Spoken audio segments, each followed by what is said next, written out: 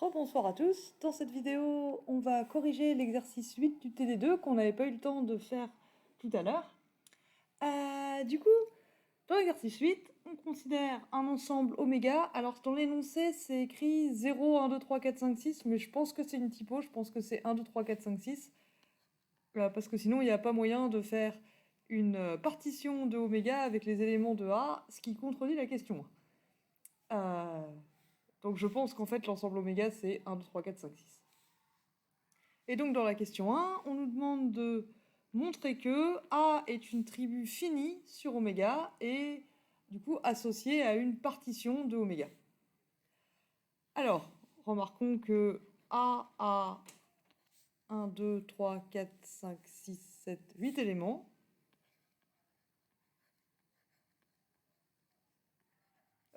Card A égale 8. Et 8, c'est 2 puissance 3. Et on avait dit en TD tout à l'heure que quand on avait une tribu associée à une partition à n éléments, la tribu finie du coup correspondante avait 2 puissance n éléments. Du coup, dans l'autre sens, si on a une tribu qui a 2 puissance n éléments et qu'on nous dit que c'est une tribu associée à une partition, bah, la partition, elle va avoir 3 éléments. Donc on cherche 3 éléments de A, 3 ensembles dans A, qui forment une partition de A. De oméga.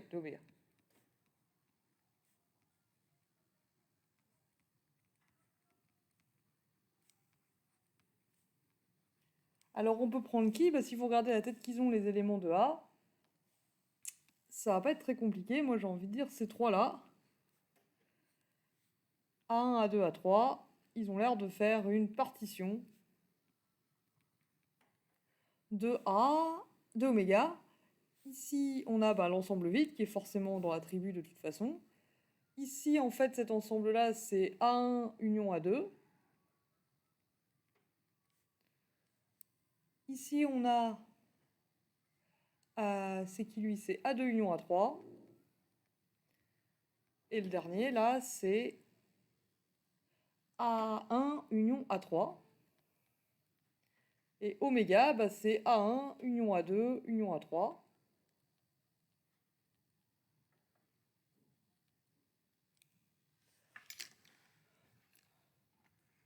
Donc du coup, si on note A1 l'ensemble 1, 3, A2 l'ensemble 2, 4 et A3 l'ensemble 5, 6,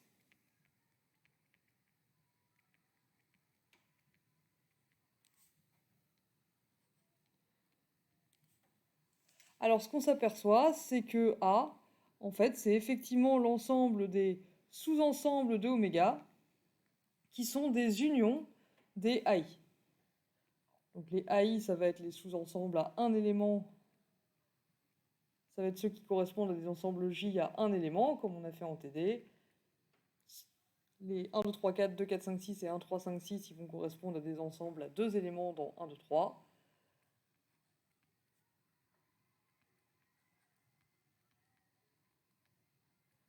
Tous les éléments de A sont des unions d'AJ et toutes les unions d'AJ sont des éléments de A.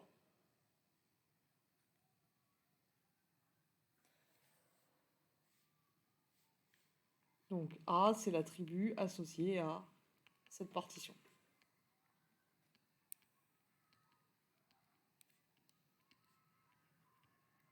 Si on fait le même travail pour l'autre ensemble,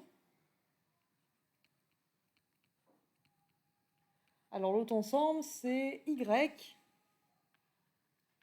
égale 0, 1, 4, 9, 16. Et D, c'est la famille de sous-ensembles qui contient l'ensemble vide, le singleton 1, l'ensemble 0, 4, 9, 16, et qui d'autre? 0, 1, 4,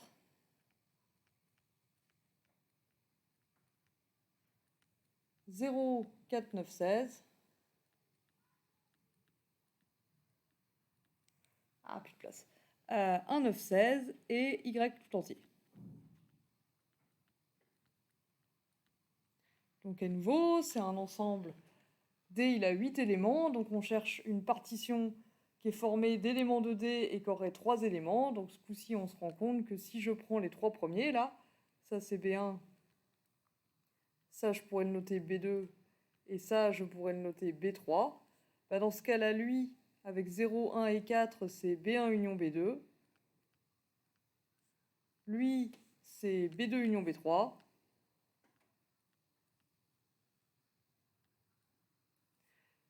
Et lui, c'est B1, B2. Non, lui c'était B2 union B3 et lui c'est B1 union B3, pardon.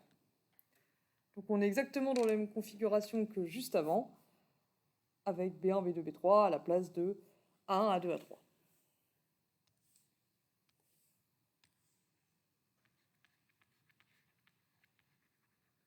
Donc de même, D c'est la tribu finie associée à la partition B1, B2, B3.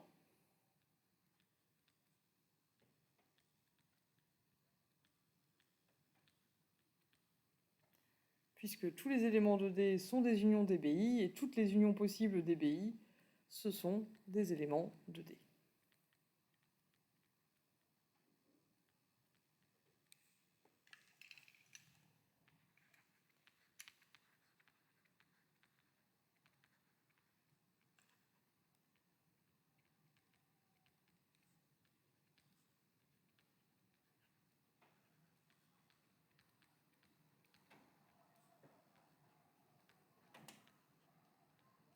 Donc ces deux tribus-là, comme dans les exercices précédents, ce sont des tribus associées à des partitions de notre ensemble. Alors ensuite, on s'intéresse à une fonction oméga, f qui a oméga dans grand oméga associe oméga-2 au carré. Et il faut qu'on calcule les f-1 de b pour tout b dans grand D. Donc f, c'est la fonction qui a un élément de 1, 2, 3, 4, 5, 6, associe oméga-2 au carré. Alors du coup, oméga-2, il est entre -2 et 4. Si je le mets au carré, ça va me donner un entier carré entre 0 et 4 au carré et 16, donc ça va bien atterrir dans Y. Alors allons-y, prenons les éléments de D un par un. F-1 de l'ensemble vide, bon bah ça fait toujours ensemble vide. F-1 de 1 de singleton 1, du coup c'est l'ensemble de tous les petits oméga dans oméga, tels que f de oméga, c'est-à-dire oméga-2 au carré, appartient à singleton 1, c'est-à-dire égale 1. Et donc c'est l'ensemble des oméga dans grand oméga, tels que, bah, du coup, soit oméga-2 égale 1, soit oméga-2 égale -1.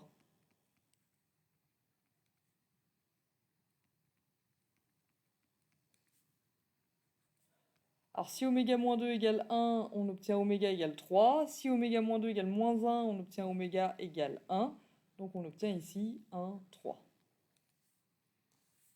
Et est-ce qu'il appartient à A, celui-là? Oui, il appartient à A. Donc lui, c'est bon. Ensuite, f-1 de 0, 4. Bah, du coup, c'est l'ensemble des oméga dans grand oméga, tels que oméga-2 au carré égale 0 ou 4. C'est des oméga dans grand oméga, tels que f de oméga appartient à 0, 4. Donc c'est l'ensemble des oméga dans oméga, soit tel que oméga-2 égale 0, hein, si oméga-2 au carré égale 0, c'est que oméga-2 égale 0, soit oméga-2 égale 4, soit oméga-2 égale -4.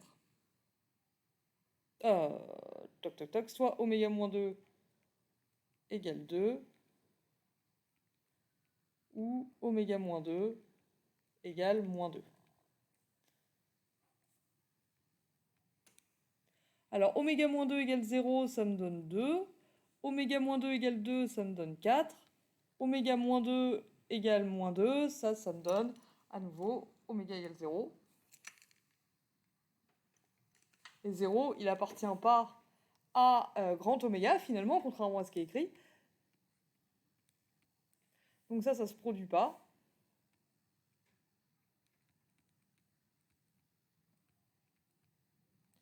Donc ça nous fait seulement l'ensemble 2, 4. Est-ce qu'il appartient à A? Oui, c'est notre ensemble A2 de tout à l'heure. Ok, on continue. F-1 de 9, 16. C'est l'ensemble des oméga tels que oméga-2 au carré égale soit 9, soit 16. Donc c'est l'ensemble des oméga dans grand oméga, tels que oméga-2 égale 3 ou moins 3.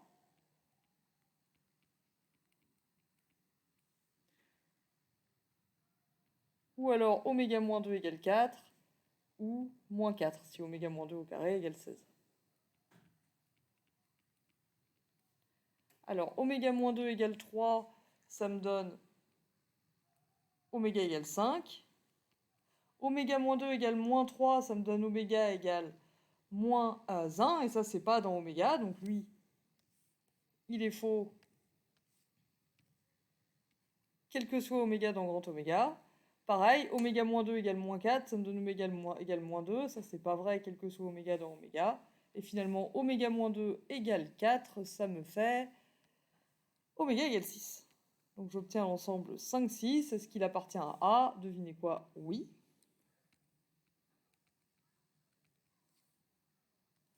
Alors ensuite, ce qu'on peut observer, c'est qu'on va pouvoir, maintenant qu'on a fait les éléments de notre partition, on va pouvoir utiliser des unions disjointes et un exercice du TD1 qui nous disait comment faire des images réciproques d'union. Donc par exemple, pour calculer f-1 de 0, 1, 4, on peut remarquer que c'est f-1 de 0, 4, qu'on a déjà calculé, union 1. Et on a vu en TD1 que l'image réciproque de A union B, c'est f-1 de A union f-1 de B.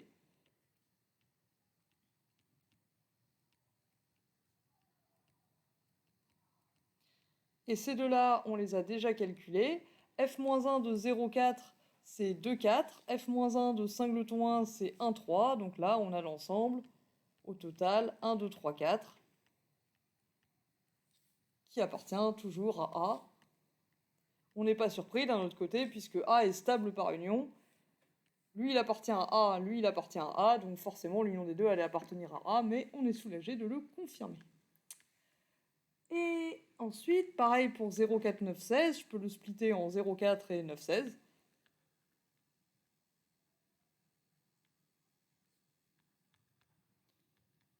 Donc de la même façon, hein, l'image réciproque de l'union, c'est l'union des images réciproques. Donc ici, on a f-1 de 9, 16, union f-1 de 0, 4. f-1 de 0, 4, on a dit que c'était 2, 4. f-1 de 9, 16, c'est 5, 6. Donc on se retrouve avec l'ensemble 2, 4, 5, 6, qui appartient à A. À nouveau, on n'est pas vraiment surpris, puisqu'on savait déjà que A était stable par union. f-1 de... Qu'est-ce qu'on a d'autre dans D? 1, 9, 16.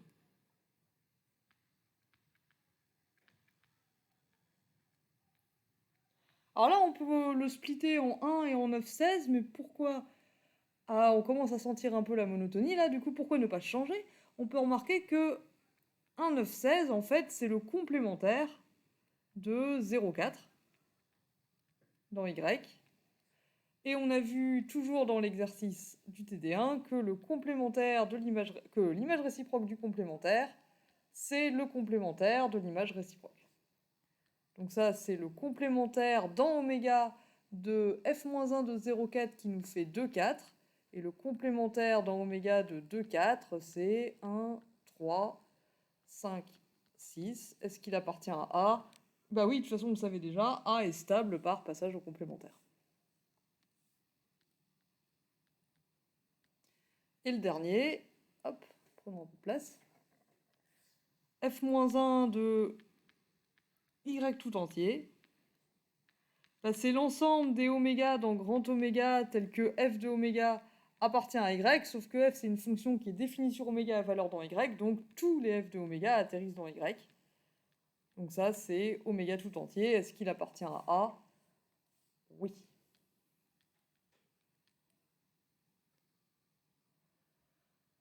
Ok, ça c'est fait.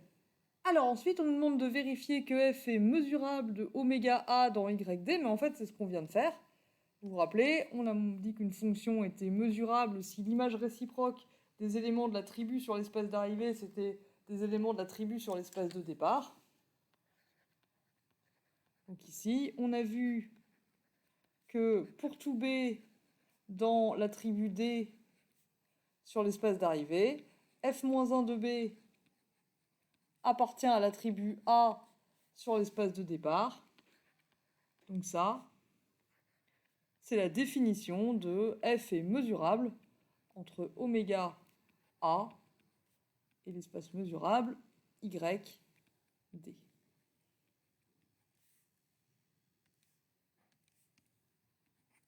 Donc ça, c'est juste la définition d'une application mesurable. Alors par contre, est-ce que f est mesurable de oméga A dans non pas yd, mais ypy? Donc si c'était le cas, si f appartient à L0 de oméga A ypy,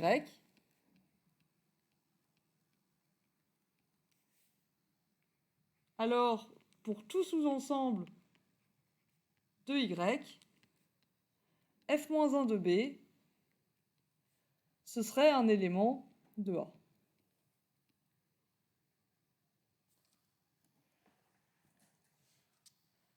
Mais là, du coup, est-ce qu'on peut trouver un élément dans y, enfin, pardon, un sous-ensemble de y, tel que son image réciproque soit pas un élément de A?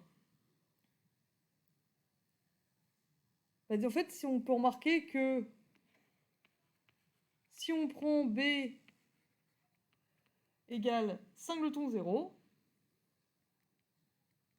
un truc qu'on a déjà calculé quand on étudiait l'image réciproque de l'ensemble 0,4 tout à l'heure, f-1 de b, du coup, c'est l'ensemble des oméga dans oméga, tel que oméga-2 au carré, ça fait 0. Donc c'est l'ensemble des oméga dans grand oméga, tel que oméga-2 égale 0, et ça, c'est le singleton 2. Et ça, c'est pas un élément de A, de grand A, de joli A.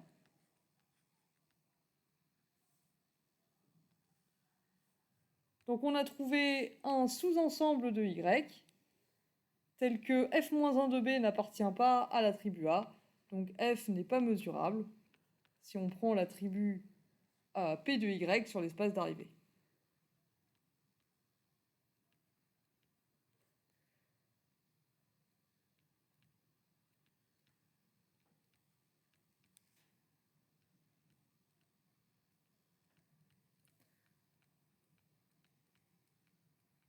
Donc avec l'attribut d sur l'espace d'arrivée, ça marchait, mais pas avec l'attribut p de y.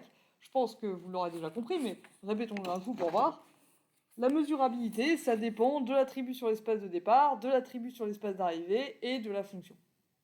Si on change l'attribut, l'espace ou la fonction, c'est pas dit que la mesurabilité resterait. Et c'est tout ce qu'on avait à faire pour l'exercice 8, et à part du coup l'exercice complémentaire, ça termine le TD2. Donc je vous laisse regarder l'exercice complémentaire de votre côté, et je vous remercie de votre attention. Bonne soirée!